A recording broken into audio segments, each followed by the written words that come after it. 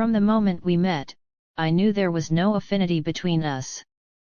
There's no room in this place for a creature like you, a woman bearing a child. Return to where you belong. On the day of my brother's wedding, my sister-in-law unleashed a torrent of insults upon me.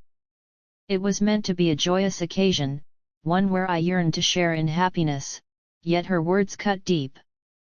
Unable to endure such treatment any longer, I made the difficult decision to abstain from attending the ceremony. My name is Sarah. I juggle part-time employment with managing household duties. 3 years ago, I married my husband, Michael, who is 2 years my senior. He works as a buyer and salesperson at a major department store. Michael's fresh appearance contributes to his strong sales performance at the department store. Having always wanted children, we went through fertility treatments and were overjoyed when we finally conceived our first child. I was especially thrilled to have a child with a man I love and couldn't wait to share the news with him. When I told Michael, he was ecstatic. "Michael, it looks like we've been truly blessed." "Really, does that mean?" "Yes, it's really happening. We're going to have a baby. Seriously, I'm so overwhelmed with joy I can't stop crying." My husband's tears mirrored my own, expressing his gratitude as he embraced me tightly. From that moment on, we eagerly anticipated the arrival of our little one, each day filled with excitement and expectation. But there was someone else eagerly awaiting the birth, my brother, James, who is 4 years my senior. James has cherished me since childhood, and our bond remains unbreakable even as adults. He was aware of our struggles with infertility, so when I shared the news of my pregnancy, his joy matched that of my husband's, tears included. I've heard that our mother back home was so thrilled by the news that she was left utterly speechless. Whether it was my marriage or now my pregnancy, my brother has always wanted the best for me. I hold my brother in the same high regard. 2 months into my pregnancy, my brother reached out to speak with me. "What did you want to talk about?" James the first asked directly, noticing his hesitant demeanor. He scratched his head nervously and replied, "Well, I'm getting married." "Married, really?" James, my brother, attended an all-boys school from middle and high school, then studied at a male-dominated science department at university. The fact that he might have a girlfriend had never crossed my mind. Despite our parents' suggestions for arranged meetings to set him up with a woman, he always declined. I think he's quite handsome, but his reserved nature in the past may have limited his chances with women. So hearing that he's getting married now is a shock I can't hide. "I imagine this is a surprise," he said. "I know it seems sudden." "Definitely. So who's the lucky woman?" "She's 3 years younger than me, so just 1 year older than you, Sarah. Her name is Emily, and we met through work." "Really, what's her connection to your job?" "Well, she's the daughter of the president of one of our business partners." "The president's daughter? That's incredible. It sounds like something straight out of a movie." I gasped in astonishment, and my brother chuckled. "You're making a big deal out of this. Even though she comes from such a background, she's putting in the work at her father's company. We're both getting older and thought it was the right time to take this step." Seeing my brother so earnest about his future warmed my heart. He, who has always hoped for my happiness, has finally found someone special to share his life with. The thought made me feel as if I were celebrating my own good fortune. A month later, my brother introduced his fiancée to us in our apartment. "Nice to meet you, I'm Emily, your brother's fiancée." Emily, my brother's fiancée, exuded elegance and sophistication, clearly embodying the image of a career-driven woman. Observing her poised demeanor, I couldn't help but feel like we came from entirely different worlds. "Nice to meet you, Emily. I'm Sarah, the younger sister," I greeted her. "Ah, the little sister," she responded, casting a quick glance over me. For a moment, it felt as though her gaze pierced right through me, though I brushed it off as mere imagination. Yet it soon became apparent that my intuition was accurate. Throughout our interaction, she directed minimal attention towards me, instead focusing her conversation on my husband, Michael. "Your work as a salesperson at that esteemed department store is truly impressive," she remarked, engaging him in conversation. Caught off guard, my husband responded awkwardly, "Oh, well, thank you. I haven't had the chance to shop recently. Would you mind recommending something suitable for me next time I visit?" she inquired, her attention firmly fixed on him. "Of course. Thank you. We'll be looking forward to your visit." It was evident that Emily treated my husband and me differently. It seemed she might be trying to flirt with my husband. Still, I didn't want to dampen the mood, especially since my brother had chosen her as his partner. Just as my brother wished for my happiness, I wanted him to find joy as well. I couldn't let something as minor as her distant demeanor towards me affect my brother's happiness. Despite my concerns, I kept quiet. From then on, Emily started frequenting the department store where my husband works. One day, my husband came home and let out a sigh of frustration. "Emily stopped by my section again today. Again, she was there just yesterday too, wasn't she?" "Yeah. She's buying quite a bit, which is fine, but even when I'm assisting other customers, she interrupts without any regard. It's causing inconvenience for the other sales staff as well, so it's becoming a bit of a hassle, you know." That does sound challenging. According to my husband, each time she visits, Emily makes purchases worth thousands of dollars. While it's beneficial for the store, my husband expressed concern that despite her status as the president's daughter, her spending habits might raise some red flags. Several months later, the eagerly awaited day of my brother's wedding finally arrived.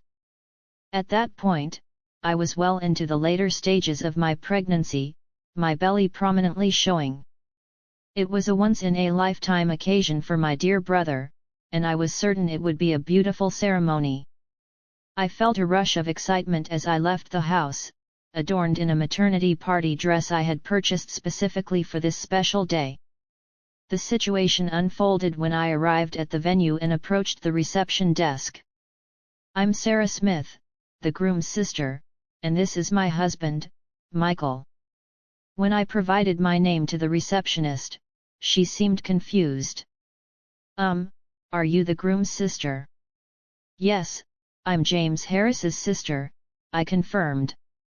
"That's odd," she responded. Then she said something unexpected. We were told that the groom's sister wouldn't be attending." "What, that can't be right. I'm his sister, of course I'm here." "Well, we were informed that the groom's sister had other commitments and wouldn't be coming." "Hold on, there must be some mistake. My husband and I were both planning to attend. Mr. Smith is listed as a guest and is confirmed. The cancellation only applies to you, the sister." I found myself at a loss for words, stunned by this unexpected twist. Turning to the receptionist, my husband inquired, "Who informed you that my wife wouldn't be attending?" "It was the bride," came the reply. "Emily?" my husband questioned, a hint of suspicion creeping into his voice as he sensed something amiss. His expression hardened. "Could you please fetch Emily?" he requested firmly. Shortly after, Emily and a woman who appeared to be her mother approached us, confirming the unsettling truth. I confronted Emily directly.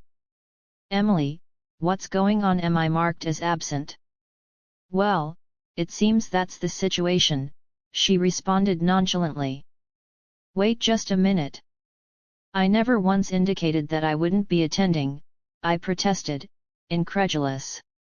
With a sneer, she retorted, "Your presence is of no concern to me. Sarah isn't coming because you're nothing but trouble. Understand?" What are you talking about? Let's be clear from the start. I've never cared for you. You parade around as if you're superior just because you have a decent-looking husband and brother. From the moment we met, I've despised you. Your plain appearance doesn't match your lofty name, Sarah. You're nothing but an obstacle to my happiness." I had sensed her coolness towards me, but I never anticipated such deep-seated hatred. Stunned, I struggled to find my voice. She glared down at me, her words cutting like ice. "Didn't I make myself clear you're nothing but trouble? There's no room here for a pregnant eyesore like you, so leave." I stood speechless, but the shock didn't end there. To my astonishment, even her mother began spewing venomous words that I found hard to believe. "Emily is right. Having someone as unattractive as you at Emily's wedding is a hassle. It's unfortunate enough for Emily to be associated with you." Emily turned to me, my face pale, and continued, "Leave now. You're just getting in the way. You're an eyesore, an ugly pregnant woman." In that moment, the anger I had been suppressing surged within me. Just as I was about to respond, my husband intervened. "How dare you speak to my wife like that? I never imagined Emily could be so disrespectful. Let's go home, Michael." "It's not worth it," I said. "Are you sure?" "I don't want to stay here any longer." "Let's go," I insisted, tugging my husband's arm as we made our exit from the venue. "Good riddance," came the parting shot from Emily and her mother, their insults trailing behind us. A few hours later, my brother hurried to our home, his expression weighted with regret. "Sarah, Michael, I'm truly sorry for Emily's behavior," he apologized. "It's not your fault, James." "How did the rest of the wedding unfold?" I inquired. I decided to ask the guests to leave midway through. I couldn't bear to continue the ceremony after what happened to my dear sister. That was a wise decision. But why did Emily harbor such animosity towards me? Well, I was taken aback when I heard what happened too. I responded, unsure of where he was going with this. My brother spoke in a hushed tone. "It appears Emily has been jealous of you, Sarah." "Jealous? We've always been close as siblings, right? Plus, Michael is quite attractive, and seeing you so happy and expecting a child seemed to bother her." "Why would that be?" Michael, she was making extravagant purchases at my husband's department store because she finds him attractive. I was speechless at the absurdity of it all. "I know it seems ridiculous, but Emily was upset that your pregnancy would draw more attention to you than to her on her wedding day. She couldn't bear the thought of guests coming up to you and asking questions like 'How far along are you?' or telling you you look so happy. I can't believe she would react that way over such a trivial matter." It seems my brother, consumed by his work, had entrusted all the wedding planning to Emily. Whenever he tried to offer input, he was shut down with "The bride is the focus of the day," leaving him unable to intervene. As a result, he was unaware that she had decided unilaterally to exclude me from the event. "I'm deeply sorry that my decisions have hurt you," my brother said, bowing his head in apology. The following day, my mother asked us to come home, so my husband and I hurried back. When we arrived, Emily's father was already there, his face flushed with anger, and Emily and her mother trailing behind him. He appeared quite serious. "Emily, don't you have something to say to Sarah?" he asked sternly. When prompted by her father, Emily clicked her tongue and erupted in protest. "Why should I apologize? I was the center of attention at the wedding. When will you stop this nonsense?" Her mother quickly backed her up, agreeing with Emily's outburst. "Exactly. There's no reason for Emily to apologize. It's all this woman's fault. Both Emily and her mother openly expressed their displeasure, showing no signs of remorse. Then her father, visibly trembling, found his voice. "Who do you think you're speaking to? How dare you utter such words to these individuals?" he exclaimed, his tone filled with outrage. With that, he bowed deeply before us. "I am profoundly sorry for the despicable actions of my daughter and wife. Please, I implore you, find it in your hearts to forgive us for this grievous incident." Despite his earnest pleas, forgiveness was not something I could offer easily. I spoke plainly. "Do you truly expect us to forgive you? We were unable to attend our dear brother's wedding after enduring such mistreatment. How can we possibly forgive you? But if you don't forgive us, it will cause significant trouble for our company," Emily's father interjected, revealing his true motives behind the apology. Emily's father owns a wholesaler company that deals in imported goods and maintains a business relationship with my brother's company. However, my brother was incensed by the recent events and requested that his employer cut ties with Emily's father's business. This is why her father is now pleading for my forgiveness, hoping to salvage the business relationship with my brother's company. I hadn't realized just how much influence my brother's company held. Despite Emily's status as the president's daughter, my brother appeared to hold more power in this situation. Her father continued to apologize profusely, bowing his head repeatedly, but it was clear his primary concern was safeguarding his company, which only deepened my dissatisfaction. Realizing the conversation was going nowhere, I firmly told Emily and her family, "I won't interact with you any further. If you proceed with marrying my brother, I will sever ties with him as well." "Hold on. My dad is apologizing profusely. Don't you have any sympathy?" Emily shouted at me, her tone laced with anger. "Sympathy? You dare bring that up? You're the one who caused this whole mess. Who should really be apologizing here? Stop allowing your father to debase himself. Your selfishness ruined my brother's happiness. You're not suitable for him. Know your place." After her tirade, I threw Emily and her family out of my parents' house. Not long after, I heard that my brother and Emily had called off their engagement. She protested loudly, unwilling to end things, but in the end, my brother had to involve a lawyer.